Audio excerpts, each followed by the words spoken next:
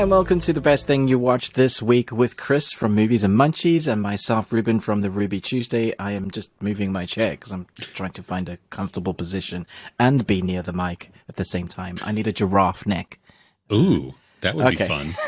That would be weird. What's that animated show that has Centaur World. The giraffe? Yeah, Centaur World, yeah. Maybe I could have like a Centaur World neck. Yeah. Although there is Doug. Doug is the way to go. Doug is the best. Comfortable Doug, yes. Comfortable. Yeah, you need to be comfortable and Doug. Comfortable Doug. I actually saw Comfortable Doug in a TV series called The Rookie. And he plays like an investigator of some sort on The Rookie. It's Nathan Fillion comedy series. Comedy drama. They're in the fourth season, and he's in the series like as a series regular character now. He's not Comfortable Doug as the actor, but I just hear Comfortable Doug. That's all I hear.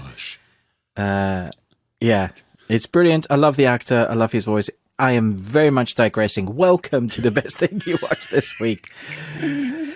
Chris, how are you? I'm much better after a discussion about Comfortable Doug, so thank you. Yes. Doing You're all right. welcome. How are you? Yeah, it's been a busy week full of content.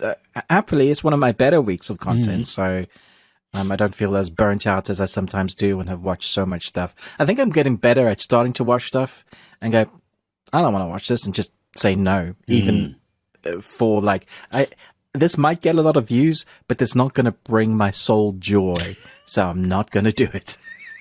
And then I put that to a side, and generally you'll see my reviews now are happier because they're few and far between, but they're also stuff I want to cover. Yeah, that makes a huge difference to your entire outlook on life, right? Really does. Yeah, there's nothing worse than beginning something, knowing it's poo, and then trudging on because, well, I'm just going to review it, and it just sucks my soul out every passing minute. So, good on you. Exactly. Good. How's your week been? My week has been long, and I did not have as many good watching experiences as you did. I had to trudge through some that I haven't even done reviews for them yet. I finished them up, but they were just... That's so exciting that you want to go back and do those. yeah. They were a lot too. That was the other thing, that it wasn't a quick movie. It wasn't a quick watch, something like that. I mean, it was an in-depth series, and So, but I did have some good stuff too, which we will talk about. Nice. Yes. Well, before we get into the best things we watch, as always, I'm eagerly anticipating what weird question you're going to ask us, guys. Well, I'm sure the viewers and the listeners are all like, we're ready. Let's do this. Yes. Okay. So this one, it is weird, but there you go. Would you rather sleep wearing handcuffs or a bike helmet? Handcuffs, easy. How come? I was just thinking, a bike helmet's on your head, trying to get comfortable with that kind of cushion, but also hard pushing down. And if you've ever tried to sleep with even these headphones on, it doesn't work. After a while, you're going to get a cramp in your neck, probably get a migraine of some sort. Handcuffs, you could put in a place or put like a pillow underneath, put some coverings to elevate because you don't want to be pulling on the handcuffs the whole night. And if you have a certain type of background, you could just pick them and then you'd be fine. This is true. They have multi uses at that point also. I agree. I would go handcuffs also for all of the same reasons that you listed. However, one caveat: if I am sleeping in a car, train, plane, something like that, I would want the helmet because it's going to pad, I don't have to lean over as far to rest my head against the window or something like that. And it's going to absorb some of that vibration that normally would just hit my head. But other than that, I mean, if I was sleeping in bed, I would not be able to move the next day because your neck would be all jacked up. And it'd be the worst. Yeah, you'd be like Wanda coming out of the shield, and having to readjust herself there. So, gosh. Okay. For our listeners and watchers, let us know the weirdest place you've ever slept, because I think that brings up an interesting conundrum where you're sleeping, like when you're going camping or your airbed is punctured and you didn't know when you had it. So you wake up in the morning and you're just on the ground. You're cold. You're freezing. There's been mosquitoes. There's been biting the crap out of you. You've got a tick on the side of your neck, and there's a snake in the corner of the tent. Well, you know, camping. Why do people camp? I don't know. Because it's cheap and inexpensive. And it's kind of fun sometimes, but yeah, why is it though? Yeah, I don't know. Not the older you get. No, it's not at all. It's absolutely sucks. But there's places called bed and breakfast, and then you can go to the outdoors, but go home to a bed. Yes, you don't have to sleep in the outdoors. You can just enjoy it, visit it, and then leave it. Yes, very true. Very true. Yeah. Where is the strangest place you've slept, Chris? Me. I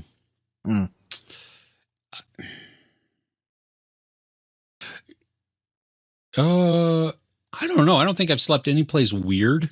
I took a group, I went with a group of people to Guatemala one year. And because of how we left, where we left and where our connecting flight was, it was like a red eye. And so we left from Northern California, where I live, to North Carolina for our connection. But we flew overnight and we arrived at something like 4 a.m. or something like that. It was crazy, 3 or 4 a.m. And the terminals were all closed. No connecting flights. And so all of the people that I were with were just spread out all throughout the floor, just laying everywhere. I mean, you had your backpack under it and everything, just sleeping. But what happened was the airport opens up and they're all still asleep. And I was like crying because I'm laughing so hard at different spots, because you're watching all of these people try to get to their flights and they're being super polite about this just refugee camp on the floor. Because it was ridiculous. Wow. And yeah, that is odd. I have a very embarrassing story of the strangest place I've slept. Do you want to hear it? Of course, it's very awkward, Chris. All right, I can't name names. Ooh. Let's just say, when I was growing up, I had a few good friends, and occasionally, as you do with good friends, you go over to sleep at their houses, right? Mm-hmm. And so with my particular friend, he had a big bed, and he didn't have a separate bed, so we just like slept in the same bed. And it was late at night. I was fast asleep, so I didn't think it was a strange place to sleep. But I kid you not, when I woke up, next to me, the dude had brought the girlfriend into the bed, which I didn't even know was happening. She must have come in quietly or through a window, and they were having full-on coitus next to me in the bed, thinking I was asleep. But I also was so embarrassed because I didn't know what to do. What do you do in that moment, Chris? You can turn around and go, what the hell? Wake up the parents. I'm pretty sure that wasn't meant to be happening, and betray your friend. There's a lot of different options that can happen within that, but that's got to be very there's a lot going on there. Yeah. Well, just to wake up to that. Interesting conversation in the morning. I bet. With a few swear words. I bet. Yeah. I don't. Okay. Yeah, so there's an interesting, embarrassing story for you. You guys, I hope you feel a lot closer to me and feel sorry for what I had to go through. I was emotionally scarred. You know that the guy on the internet who goes, emotional damage. Yeah, that's what I. That's you. Huh? Oh goodness. Yeah. On that note, should we get into the best thing that we watched this week? Absolutely. Yeah. You want to go first? As I interrupt you, or as you try and drink your beverage. Sure. Normally in the entertainment section, when we go into our podcast, we talk about entertainment news and things we're looking forward to. One of the things that I'm very excited about, and it's been like 3 years, is of course Stranger Things, which comes out this Friday. So when we drop it'll be Sunday. So this Friday, yeah, the soonest Friday. And I know it's dropping in 2 halves. So my wife and I, we've been going through Stranger Things again. And since last week, since we spoke, we've done 2 seasons, season 1 and 2. And we were surprised at how easy it was to watch again. Like how quick we were like, oh, next episode. Oh, I remember this bit. So it's not like you don't remember it because it really sticks in your head. But the things that stood out to us this time round was the editing. We were like, damn, this editing, the transition things, like they go from jump scare to something like horrific to a spatula on a pan flipping a pancake. And so you go from one moment to holy crap to, oh, everything's fine, guys. It's cool to holy crap. So good. The special effects still hold up really well. The nostalgia holds up really well because I don't think it's inundated with, it's kind of set in nostalgia and then building characters. Yeah. The thing that I think we found was a bit of a negativity is they didn't expand on some of the characters as much as we thought they had. Because in our minds, all these characters have like the individual characteristics. And we're like, how much do we actually know of Will? We know nothing of Will. Will gets taken by, he's into the Upside Down, and then we get him at the back at the end of episode 9 or 8 of the first season, and then again Will in season 2, it's like he, and we still don't know much about what happens with Will, and it's like, okay, so we don't get much backstory, and then we start looking at the other characters, we're like, yeah. So I'm excited to see what they're going to do with season 4, because I know the Duffer Brothers have said because season 5 is the final one, they're making season 4 their blockbuster. So that's the reason why they've done it in 2 halves. So we get the first 7 episodes on Friday, and then we get the last 2 episodes a month later. Yeah. We have to wait a month, but the last episode is over 2.5 hours long. It's a feature. Yeah, it is. So we're building ourselves up. It's still as good as you remember. Like if I were to review it, I was just like, man, the jump scares work, the characters work, the score works amazingly, and how they've written the world, it just keeps you wanting to come back for more. Which is why I think you forget, because it's been 3 years. Yeah. You're like, was it really as good as I think it was? It was up there with me for Dark. You know, it's on equal like footing. I know a lot of people put Dark way above Stranger Things, and that's fine. But I love them both for kind of where it takes me. Sure. In that escapism. Yeah. So that's kind of how, in between watching other content, that's what we've been binging. Well, and that's probably helped your entire week and your outlook by watching something that has been fun and that you just, you remember fondly. And it's such a great confirmation to have it be still a fond thing that you're like, oh yeah, I like, still this totally was great. Yeah. Yeah. Nice. Yeah. I'm going to have to watch. I won't be able to watch the entire 3 seasons prior. I'm probably not in a week now. No. Well, no, I could do it.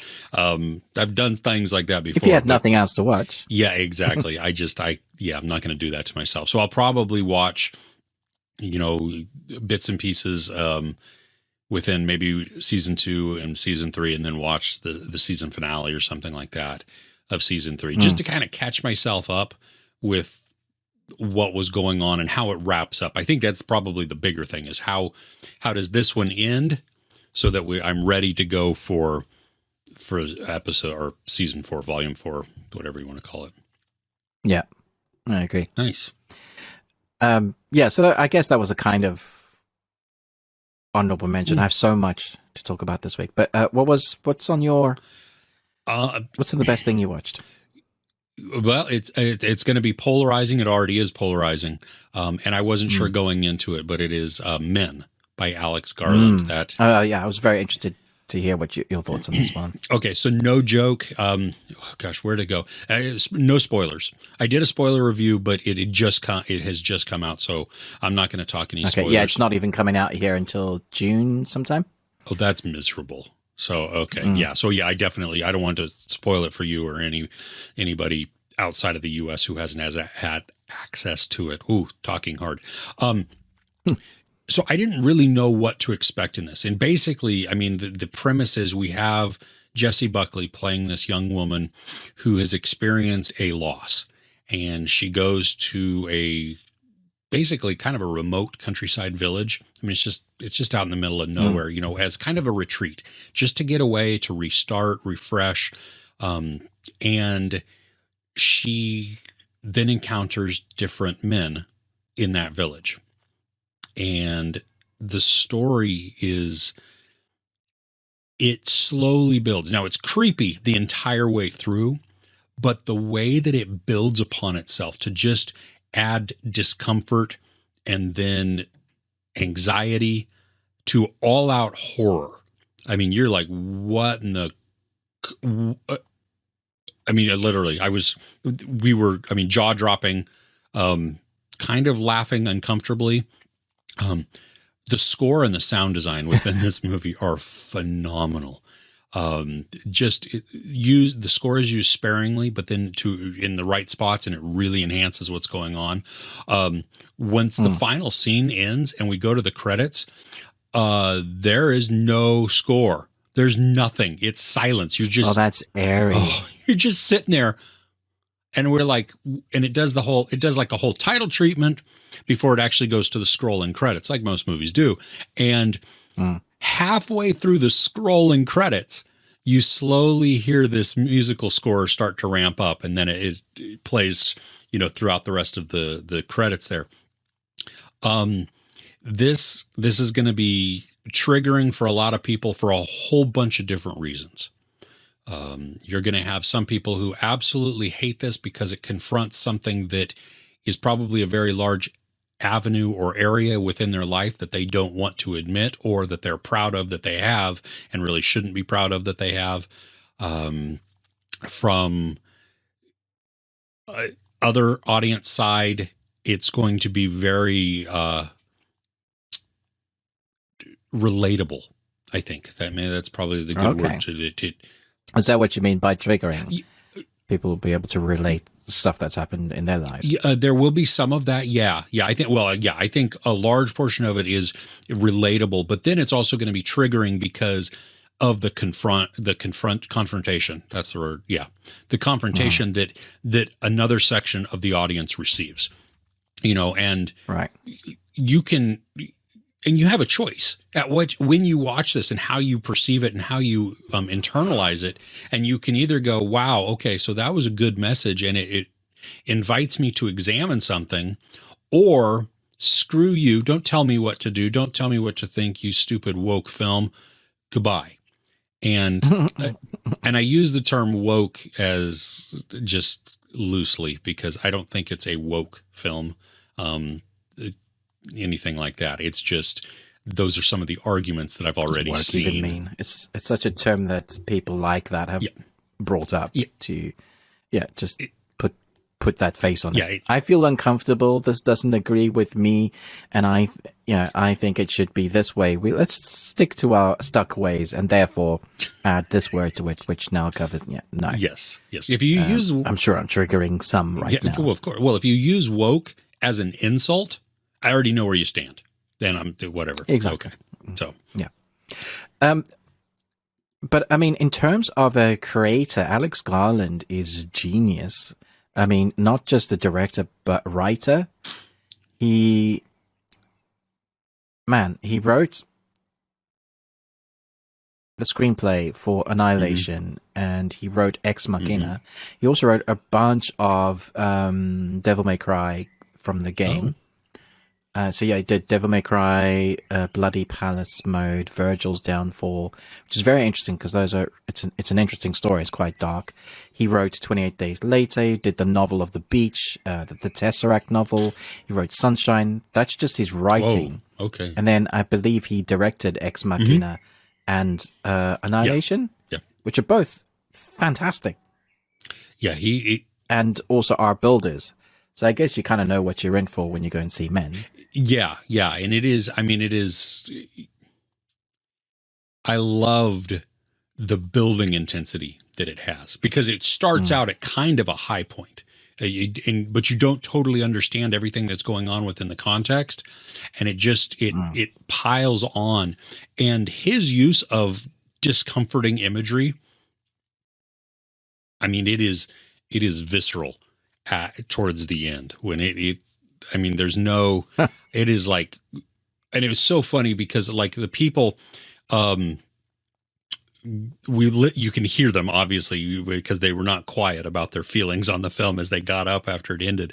Oh, really? Oh yeah, like Hilarious. so there was a group of younger. I mean, they're probably mid-20s.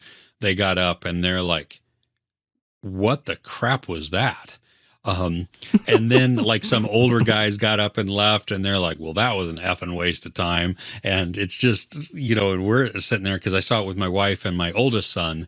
My youngest had to unfortunately work, but it was just, and the more that we processed it, because on the ride home, me and my wife are talking about it and just discussing what we think it means and, all those different ideas. And then I was just putting down all of my thoughts before I did my review, and it was like, wow, I love this story. I love the way that it was presented. And while I may not have, like, I really enjoyed it coming out of the theater, but an hour after that, my appreciation had skyrocketed from that. And so that's interesting. Yeah. So it's going to be one that I really want to revisit.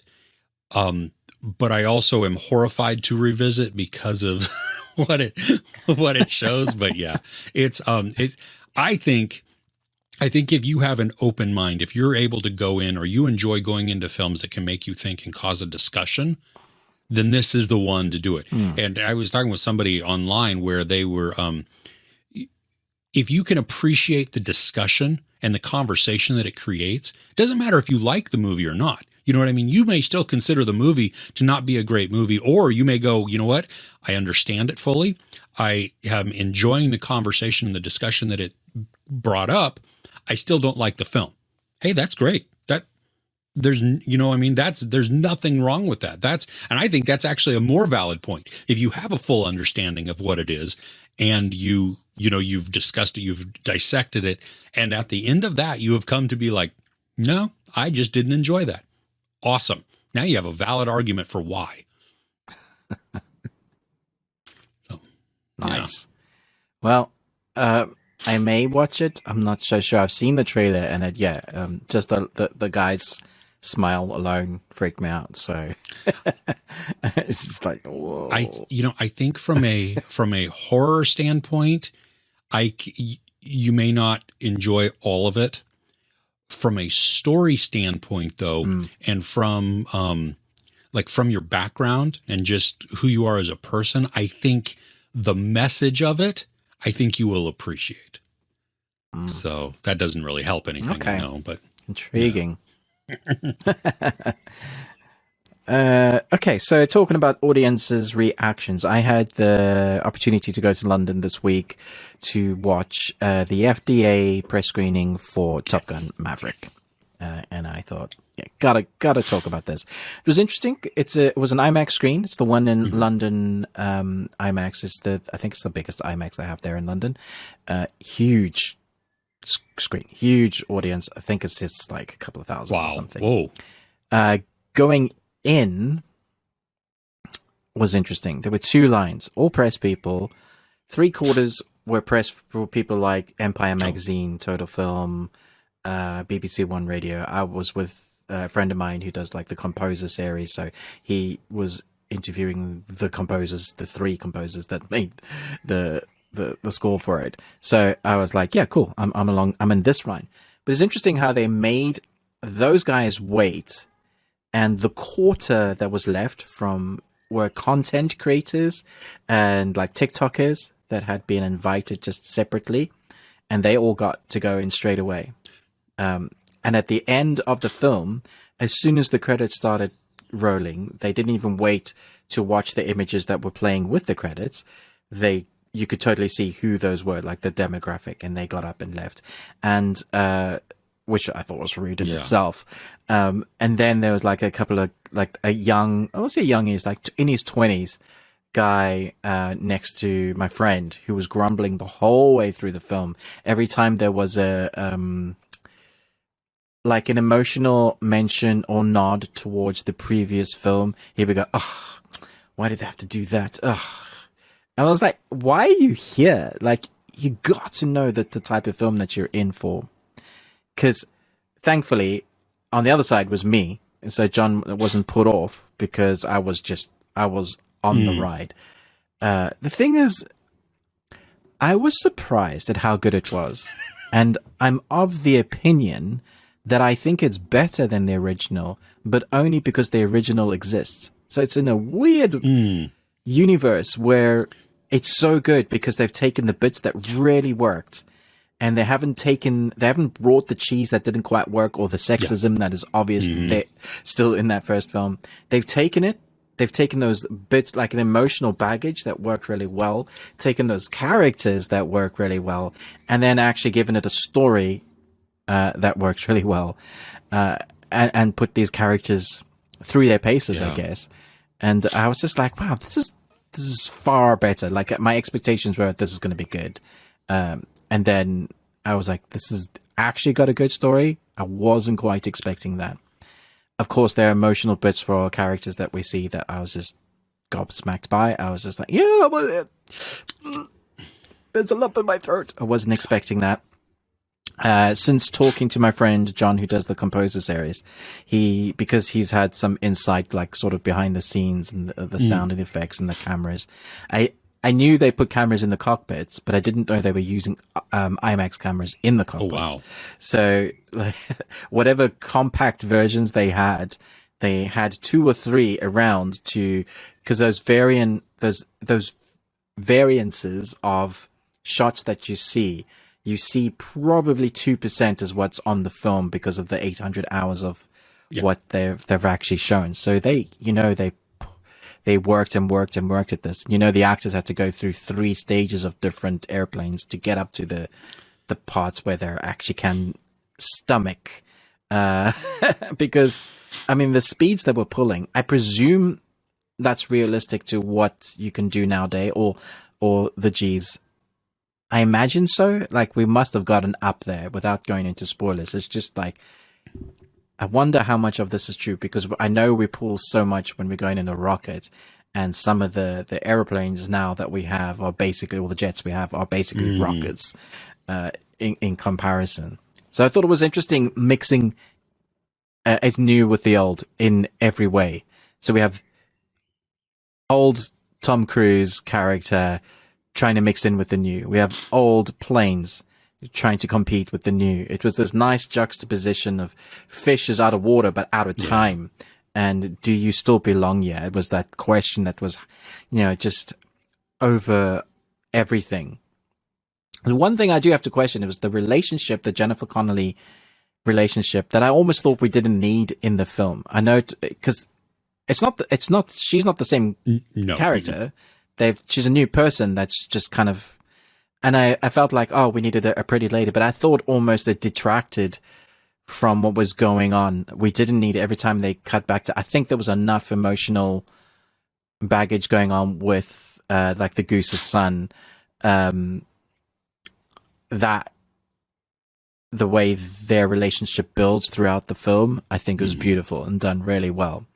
I was worried that Tom Cruise, his cheesy grin and the way his character wouldn't translate. Definitely did. It was just like the perfect amount of, and then of course, like what is your story? Is it going to carry any weight? And I remember you saying when you were talking about it, how they removed the names of the place, and I did crack up because their mission is to go to blah blah blah and stop blah blah blah from happening. And I was like, it really does feel like they've, because of where we're at in today, like with war, possibly breaking out at any point, who knows? Somebody pushes a button or says one thing wrong, we go to war. And so they had to be very careful, but it was funny. I was like, yeah, I do wonder where they were actually, because you could have had a whole bunch of dialogue in there about the place. But I don't think you lose anything from it. I think you get the idea behind it, and it was tense enough. The mission, you felt like, yeah, and I'm not sure who's going to survive this sort of. But yeah, I had so much fun. Sound design was bonkers. Like the reverberation in the seats when they're in the cockpits and they're doing this like the Star Wars Kessel Run in their jets, and it's they don't have any inertial dampers because this is not sci-fi, it's just real. And they're like, and you feel that, you see it, and it's like, and when they have to pull up, there's like this moment where you feel your stomach drop because you see their faces. They're like, oh, and the vision blurs, and you're like, oh my God, he's going to pass out, he's going to die. Yeah, literally holding your breath going, so well filmed. Well, isn't it crazy how we have so many scenes that are similar leading up to the finale type of scene, and yet the finale is still just as exciting as all those other scenes. I mean, we know what they're going to do. We've seen all of this, up at. They've been practicing. Yeah, exactly. And yet I'm still like,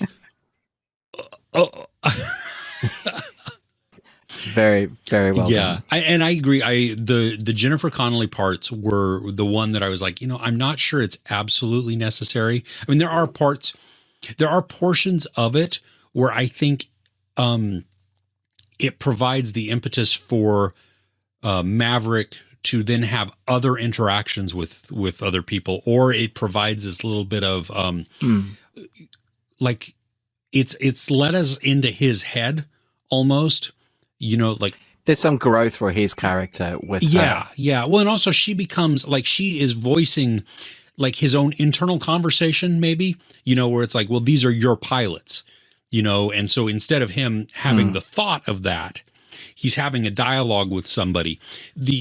The relational aspect of it, though, I mean, that romantic side of it, it was just kind of like, sure, okay, yeah, it makes sense that I don't think you would have a relationship. I mean, that's not weird, but it felt inserted for this. You know what I found really weird about that, though, is the house that they went to looked exactly like the house from, like, even where he pulls up on the motorbike, the shot selection. I was like, that is confusing me because I know it's not Kaylee McGillis.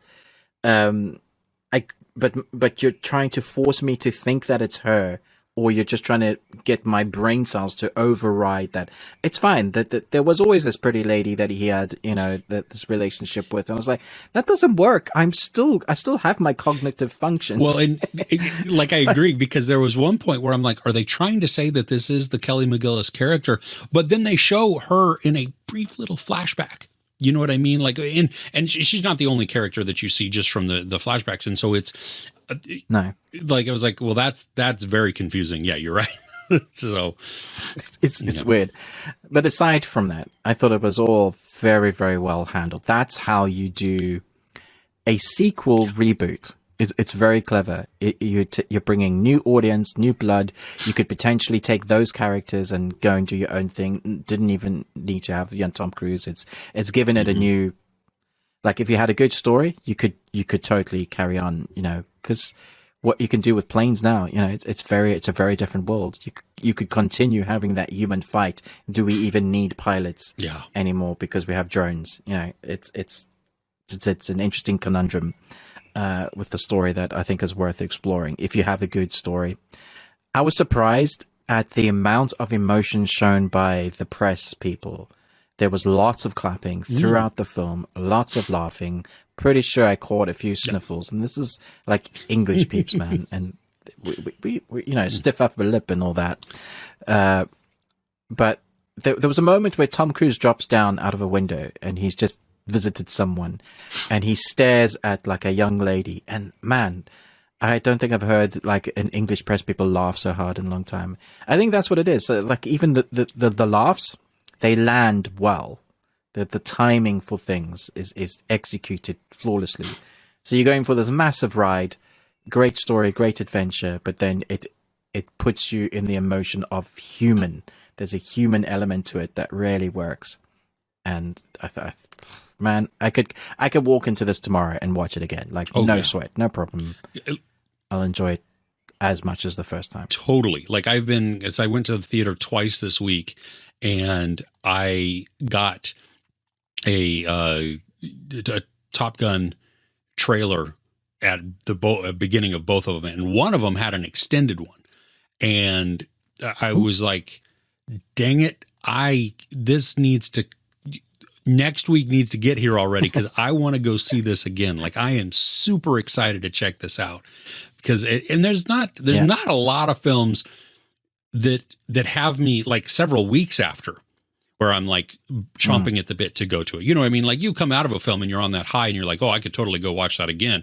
But there's also those where, over the course of a week or 2 weeks or 3 weeks, you're like, well, no, I still enjoyed it. I had a blast with it, but I could probably wait to see it, when it comes. But no, I really, really want to see this. It's so good. Yeah. Oh, I'm good. Okay. So I've gushed enough about Top Gun Maverick. Everybody go and see it in IMAX if you can. Gosh. If you have an IMAX near you, I never tell people like go IMAX, spend the extra money, but it's worth it for this sound design alone. You want those specialized speakers, and then those wide shots for when they're in the planes and the dogfights and the Kessel Run in 2.4 seconds. You want it. So good. Yeah, totally worth it. I agree. Okay, so what's next on your list? Well, it may be on your list too. I don't know, but it came out Friday of this past week. Love, Death, and Robots, Volume 3 on Netflix, and the first season absolutely blew me away. You get just all those varied animation styles. And there were so many episodes. I think there were like 18 episodes in that thing, which was crazy too. And then, they're all 7 minutes to 12 minutes, something like that. I mean, none of them were overly long. So it was a very fast binge, but just the amount of creativity, not only in the animation, but the storytelling itself to take on that challenge of, how can I tell a story in the shortest amount of time possible and make it have an emotional impact and make you feel like you've actually gotten a full story, And so, season 1, volume 1 set the bar stupid high. So when volume 2 came out, I had that same expectation, and that was, it had 8 episodes, I think. So it was much less. There wasn't as variety. There wasn't as much in the variety of the animation styles. And so it was just that season. I haven't rewatched it. And so I can't, I'm hesitant to kind of how I really rank it, but it's part of it would be my expectation being too high, set too high. But then I think that it didn't live up to just its potential also. Like I wish they would have added more into it, maybe chosen some different stories or whatever. Going into volume 3, there was a sneak peek earlier in the week. I watched that, and they also showed some other episodes from the first 2. It was a lot of fun. I think we got 4 episodes out of the 9 that in volume 3. But something I really appreciated was the director's interview at the end. They sat down with Tim Miller and David Fincher. And so that was really cool just to hear their insights and everything. But this volume, there were some of the episodes where I am like jaw open trying to figure out, this isn't actually animation, right? I mean, this is just, you've maybe painted a little bit over some film, or you've added a filter to it to make it seem like it's kind of animation, because what you're doing with this is blowing me away. And the storytelling too, I think was, just so spectacularly captured. And it is dark. I think all of them are, I'm not sure if any of them had any type of real hope to them. Well, one did. My favorite one did have a bit of hope, but it's still very dark. But you watched it too, yes? What did you think? Yeah, it's interesting. I think the more I talk about it with people online, in comments, the more it raises in my ranking, because listening to people's opinions on specific points or parts in episodes or what their favorites are, the more I talk about it and the more I see. And I was like, yeah, that's totally true. When someone sees something that you don't, but then they just kind of shine a light at a moment, you're like, totally didn't see that, but yeah. For example, the last episode 9, Jabara. Jabara, Something like that. Yeah. Jabara, thank you. such a weird concept, very photorealistic again. Like, but the art style itself, it comes from like folklore. The woman wearing all the jewels, the greed of man, the themes in there are very interesting. But just taking the no dialogue, but use the score and sound effects, and then to have that moment where your one character is deaf, and you're like, what?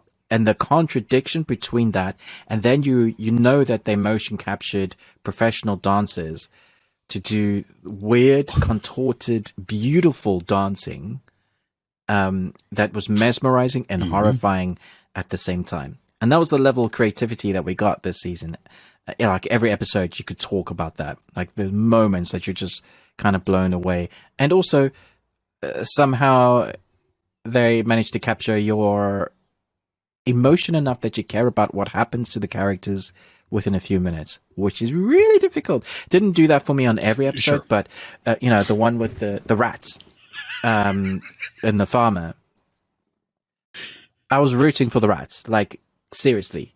By the end, I was so happy that there was like World War IV going on, and you see this like a sort of Braveheart moment with like bows and arrows and spears, and they taking down the man or robotic man.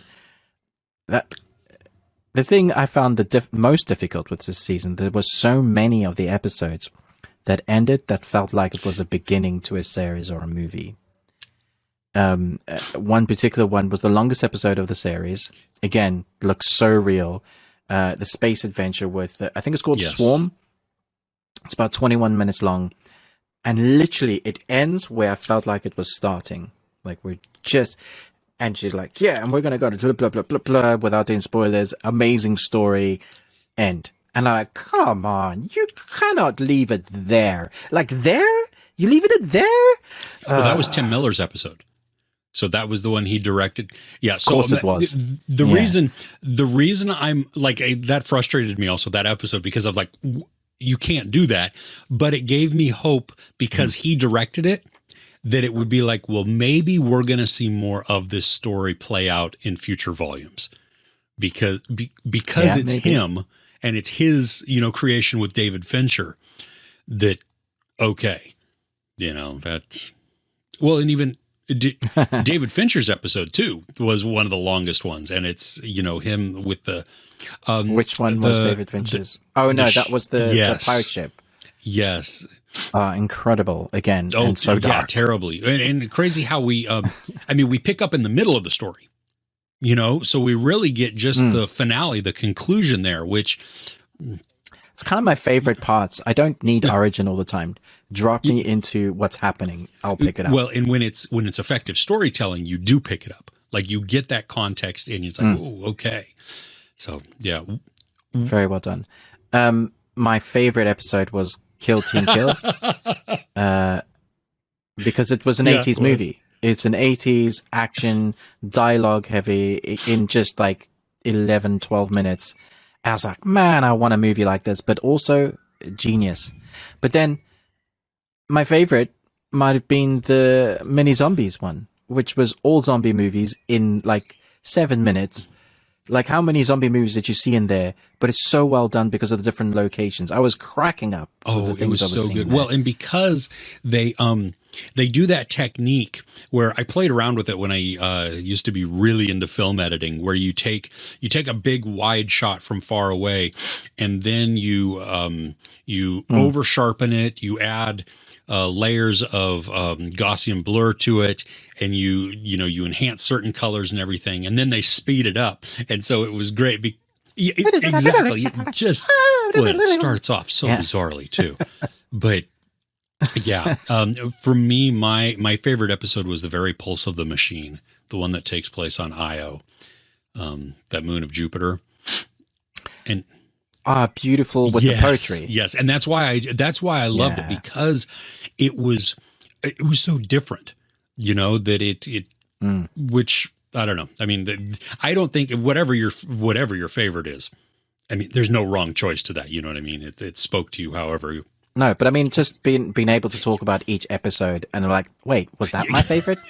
No, was that my favorite? they're all so good. It really incredible Dude, season. and the three robots, oh my gosh. Oh my gosh. You see, I wasn't sold on that one until the last 10 seconds.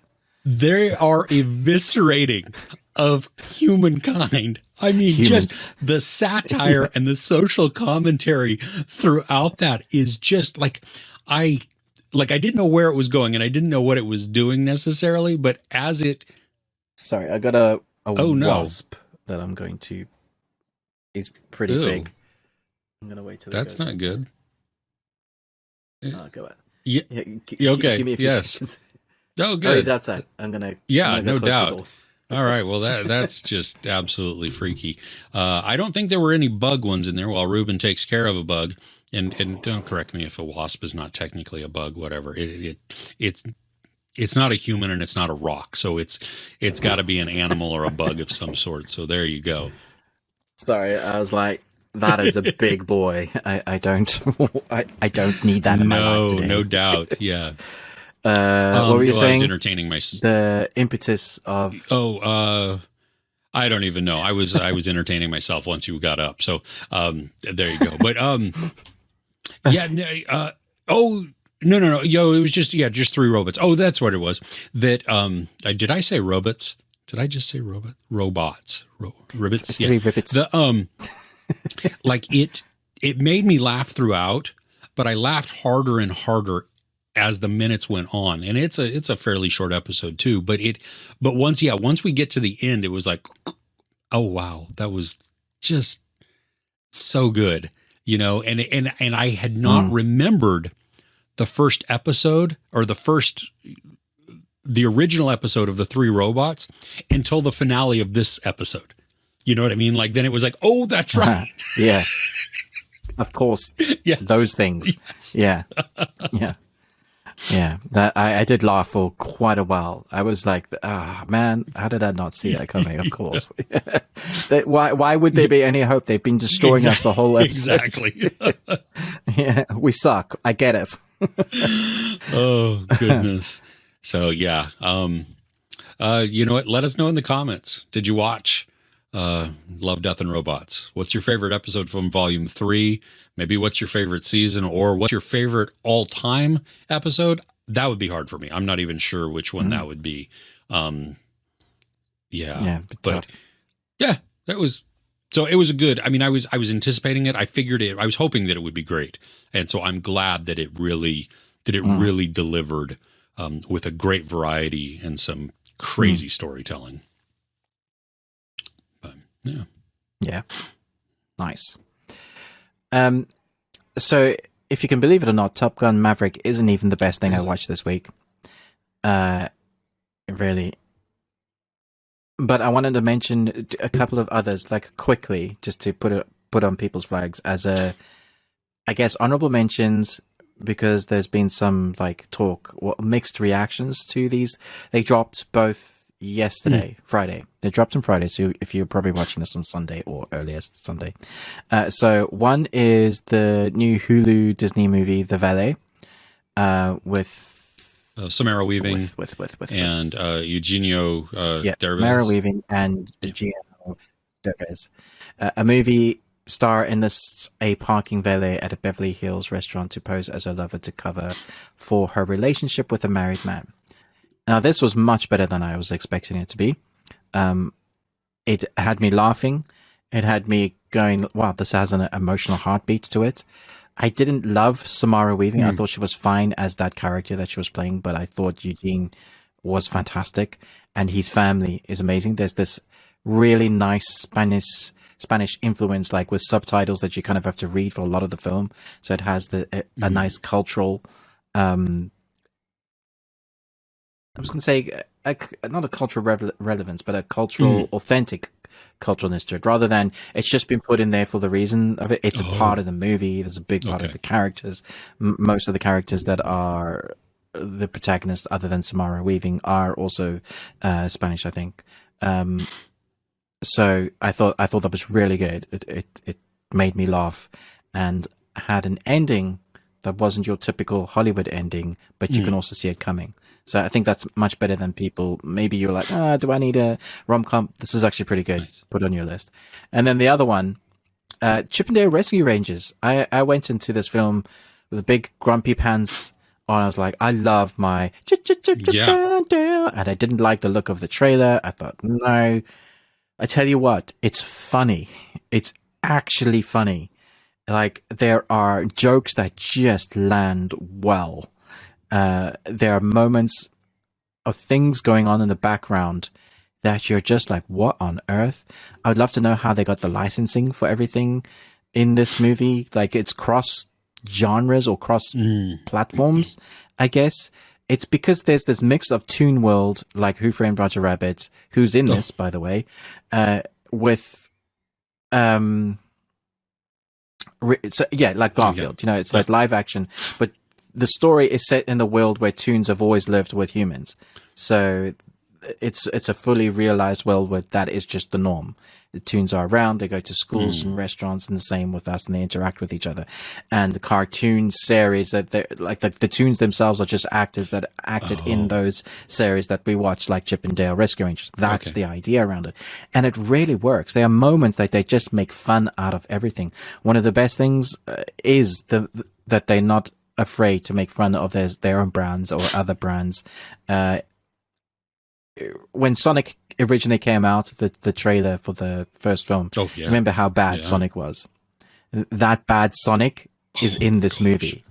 There are lots of things like that. As a character, there are lots of things in this film that just add like level, like they really went to town with. And then there's an interesting story. It's very much like Who Framed Roger Rabbit. Some stuff is happening to some of the toons, and Chip and Dale have had a falling out, but they have to get together again to rescue a friend and stop what's happening to the toons. And so that's your arc, but along the way you just get to experience all the things that are happening. And I think it comes down to the talent behind the writing and the actors. So I knew the talent was good, but I just didn't know how it was going to translate. So what they didn't do was reboot Chip and Dale Rescue Rangers. They just took the Chip and Dale Rescue Rangers characters, put them in the real world, and then made them interact with something that has happened. And it worked. I was so surprised. Okay. So I don't think it's a secret. Like I've been very hesitant to go into this because my biggest issue when I saw the trailer was the voices. Yeah. You know, And they explain it. It makes sense in the why their voices are different. And I was like, I kind of buy that. Then I will I'm going to trust your recommendation. Because I like you. Go in with an open mind. Like if you're not enjoying it half an hour in, then that's switch off. And I think because I like to laugh, you know, and I love it when things are very clever. So if that's what that is, I mean, because honestly, my biggest hang up was just the voices. That it's, you know, but if they address that, then okay. Then I can get past that because now you've acknowledged it versus, you know, you just all of a sudden have two characters who I knew from, 30 years ago or whatever that didn't sound like that. And now all of a sudden you're giving me these and they sound like this. Well, there's got to be some reason for that. And if you give me that reason, then I can either choose to get behind it and accept it, or I can go, no, I don't buy it. And then whatever. But I mean, you know, definitely I'll go in with an open mind, but okay. This has me excited. Which I honestly was not like, I didn't like, I was actively, avoiding it. Yeah. Avoiding. I didn't. I don't know why I put it on, but I didn't switch it off, which is like a miracle in itself. Nice. So those were my honorables. Do you want to talk about one of yours before I go for my best thing I watched this week? I guess maybe these are ongoing series that I've been watching, but both We Own This City and Shining Girls, they continue to get better and better. This episode of Shining Girls gave us, it was Harper's story. And so we get the background on that. And I'm like, oh, whoa, okay, so much is falling into place now. Wow. Yeah, I yeah, said exactly. it. Yeah, I was very excited to wait to hear it to everybody who's seen this episode because it makes does so much more totally. sense. So I'm enjoying both of those. I mean, we own the city for a whole different reason, and I think maybe I mentioned it last Yeah. week. I don't know, but it's John Bernthal. Like he is playing his character so well that I worry, like I have to actively check myself to be like, this is just the performance. Don't hate him. Don't transfer your disdain or your He's disgust such to a the good actor, though. You know, so because I don't want to see him in another role and be like, oh gosh, you're just because that Yeah. I need to be able to separate it, but he's so good that it's like I'm sucked into him and I only see this character of Jenkins who he's portraying. And it's like, All you need to do is watch him do some interviews. He's the nicest guy. Like he's so down to earth and funny and light. Yeah. good. you'll be fine. Okay. Cause it's, so both of those are definitely worth checking out. Shining Girls only has 2 more episodes. Actually We Own the City, I think only has 2 more episodes as well. So it is, it's Nice. Yeah, I'm kind of waiting until We Own the City's all out, and I'm just going to watch it. And I, in my comments, I've been getting a couple of people who, like one guy I was just chatting with last night. He was in the Baltimore Police Department when this was going on, and I'm like, what the frick? And he's like, dude, it's like 95% accurate, and I'm like, oh, that's even more. Oh wow, horrible. They got it right as well. That's terrifying. You expect. I know it was based on true events, but you expect them to take some creative license to make it more dramatic or whatever. But I guess maybe they didn't need to as much because it's. Oh my goodness. Anyway, yeah. So there you go. Those are my 2. So what was the best thing you watched this week? Yeah, so we finally got a certain film arrived. I've been chomping at the bits to watch this. Everybody else but us in this part of the UK's seen it, or the world, it feels like. Although I know in Estonia they haven't got it yet because I have a friend there like, well, when I see it, and I'm sorry, man, I just don't know what's. But Everything, Everywhere, All at Once. Yes. Oh my goodness, what was this film? It breaks all genres. It is everything, everywhere, all at once. Also, I'm so glad I didn't watch this before I watched Doctor Strange and the Multiverse of Madness, because I think if I had, because I kind of understand where you're coming from now.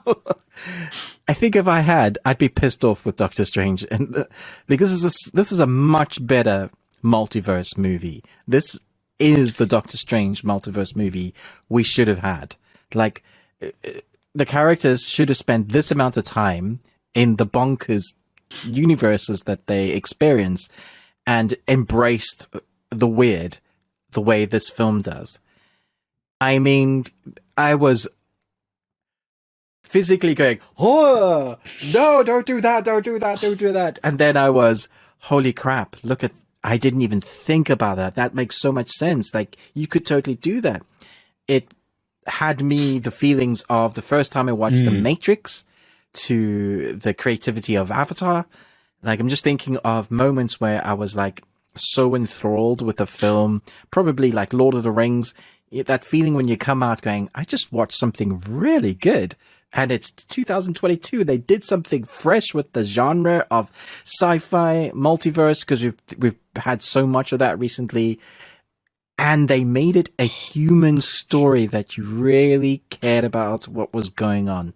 In fact, the conversation I had with my wife was, if you took the sci-fi away and you just had the story about the family, you would still just care about the story. Like, the emotional intent was there, but it was the themes that they were talking about in the sci-fi that was the emotional kind of gut punches. You understood what they were trying to say without being preached at, which is a very difficult thing to do well. But can we just talk about the rocks for a second? Because I don't think I laughed so hard. I was just like, this is brilliant, but also laughing at the same time. Seriously. No, I know. It was, you have two inanimate objects, and that, oh my gosh, like some of the best dialogue coming from that. And it was so stinking funny and unexpected. That was the thing that got like, but then there is some depth to a little bit of their conversation. And like, Yeah. whoa, I'm not expecting this either. Yeah. Yeah, just Yeah. No, there's some proper depth. My wife had no idea what we were watching, and she was kind of miserable. yeah. She didn't want to go. And I said, "No, you're coming with me." And she said, "Well, I enjoyed it." And I said, "I'm pretty sure you enjoyed it." And she's like, "Okay, it's a day off. Oh. You know, she could just be she's studying for something at the moment. She could be studying or resting." I'm like, "No, we're going to the cinema." And so it starts off, and it's like subtitled. And they're like, oh, I'm making her work for her film, right? She's having to read, and she's like, I like Michelle Yeoh. That's she's nodding along. She's got her popcorn, her M&Ms. She's relatively happy. But you're watching the wife do receipts, and she's doing receipts, and there's these security cameras. The next thing you see her husband do some weird stuff on the camera, and she looks at me and she's like, what just happened? And I was like, I told you this film's going to be great. And then from then on, we were just in the zone, man. The film just grabbed me. I do think there was like homage to The Matrix for sure, like the office buildings, like running away and hiding away from the agents. And the bonkersness of the technology and the idea of how they do that. I think it's been used before. But the way they integrated it, man, I love this film so much. Dude, I tell you what, I need to get a fanny pack, first off. Because I'm not sure that's going to imbue skill to me, but whatever, you could at least be prepared. But I love the idea of the mundane, acts that to trigger something. Yes. How creative is that? That's genius. That's chapstick. My goodness. Which then makes it so much more funny too, because you don't know what they're going to do, because then it could don't know. The camera zooms on a certain object. I'm not going to spoil, but literally everybody in our cinema went, oh, no. That's not an award. That's even when we first see it, they were like, "That no, you're not convincing me." Don't. That's I mean, just that there was. I mean, we can talk about what there was the paper cuts, and he's purposely trying to give himself paper cuts and couldn't do and it. I'm like, oh, but see, that's such a great film. Well, and how true does that ring? Where you may do something like that, and it's like, well, dang it, that didn't actually do what I was trying to do, and then all of a sudden you have like 13 paper cuts because you weren't expecting or trying to do any of that, and it's just been it's turned out very poorly. The probability law of when you would actually get a paper cut, that I was like, this is it's too real, man. Oh gosh! Oh, I'm so glad you got to see this.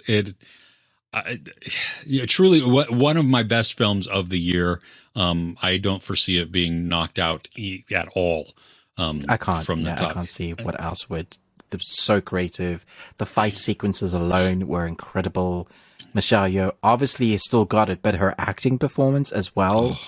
There's an emotional range that she has to go through from being an angry mom, an angry wife, a martial artist, to the different characters she has to play because of the multiverse. Yeah. So like you're thinking, oh my gosh, like the creativity alone, the way they use their environments in fighting or what they're using, hilarious. I don't know if it's a spoiler, so I'm just going to say minor spoiler, because there's an actress in here that I wasn't expecting to see that I think almost stole the film for me. So I'm just saying now, but I presume she's in the poster, Jamie Lee Curtis. Oh, yeah. She's in the trailers and everything. Yeah. Yeah. Oh, she's in the trailer. Okay. So I just thought she was amazing. I didn't expect her. She has an emotional relationship, or she wants to have an emotional relationship. She's almost the heart and backbone of the film in parts. If it wasn't for her, like things wouldn't happen. But then she has an amazing fight scene as well. And one of the grossest scenes I've ever seen on screen ever. And I just thought she performed it spectacularly. I thought she was amazing. Yeah. Agreed. Yeah, exactly. Oh, goodness. Yeah. So many good reasons to watch this film. Like this discussion has made me excited to see it again, because I think it's coming out like on VOD or to purchase relatively soon. I think it's soon. So, yeah. I will be buying this straight up. Yeah. Absolutely. Yes. This is so much fun. So I mean, that's all. That's everything. Everything all at once. Well, there you go. Yeah, that's my list as well. So that's nice. Very fun. So let us know. I mean, we asked you a couple of different things throughout the video, but don't forget to talk to us in the comments. But also let us know, what is the best thing that you watched this week. Maybe something's not on our radar, or maybe we just didn't cover it. Whatever that is, we'd love to hear what you're watching. Because like we've said before, your suggestions sometimes make it onto our lists to check out. I did get a couple of recommendations from this past week where I've got them now on my list to check out, and I'm really excited to do so. I just have to carve out the time to watch a couple of them. I think one of is like a Norwegian film, something like that, from like last year or something. Yeah. So anyway, just all that to say, we do appreciate your suggestions. We want to hear what you're watching. Because that's, it helps build us and it helps expand our horizons as well. You can always tweet at us at Best We Watched. Obviously, like, share, subscribe to each of our YouTube channels, or the other one, whoever you're watching this on. We have Ruben with the Ruby Tuesday. I'm Chris with Movies and Munchies. And there's also the opportunity to check out our exclusive content on Patreon. It's patreon.com/thebeardedones. My brain had a little hiccup there. Couldn't remember how it was going. But we have new content every week on that as well for any of our supporters there. So we appreciate you. And with that, I think we'll... Oh, no, wait. If you want more of the exclusive audio, more of the extended version of this, you can always check us out wherever you happen to listen to podcasts. That's what I wanted to say. Wanted to make sure that we... Yes, there you go. Okay, that's it. Rambling over. Thanks so much for watching. We'll see you next week.